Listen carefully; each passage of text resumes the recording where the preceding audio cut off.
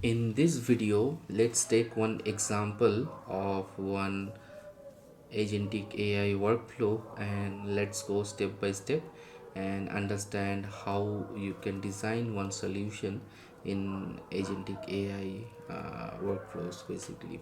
So let's say we want to automate our data analyst job, and want to see if we can achieve the same that has been done by some data analyst group using agentic AIs. That means automated our data analysis and insight generation.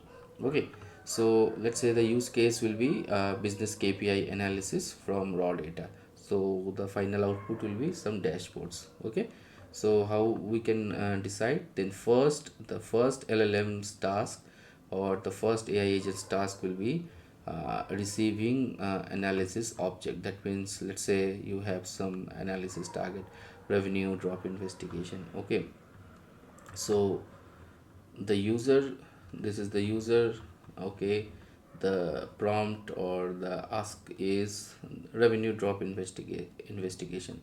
That's what the prompt we are throwing into the whole architecture.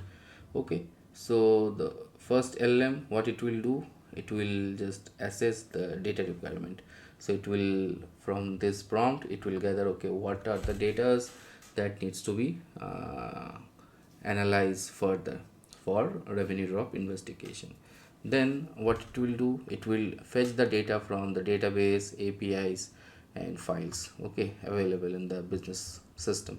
Okay, this is the task of the second AI agent. Okay, here the LLM agent will fetch the data designed by the first LLM or first AI agent, and then it will fetch the data from database files and APIs. Then the third LLM or the third agent, what it will do, it will clean and pre-process the data. The fourth one will perform, or the fourth step will be performing EDA. Then the fifth step will be identifies some pattern, some what anomaly detection. It can be some clustering or classification or some pattern identification. Then what will happen at the end of this stage, normally in data analysis? Okay, if the insights are sufficient, or if your whatever notebooks or whatever findings you have gathered, if it is sufficient, then we'll move on to the next step. And if it is not sufficient, then it will route it back to again this step, which is our data cleansing processing. Okay, and it will loop forward. And once the agent will find, okay, whatever output of this step, that means pattern identification, anomaly detection is sufficient, what it will do, it will just go to the next step, which is, let's say, insight generation of insights and visual summary. That will be the output goal, right?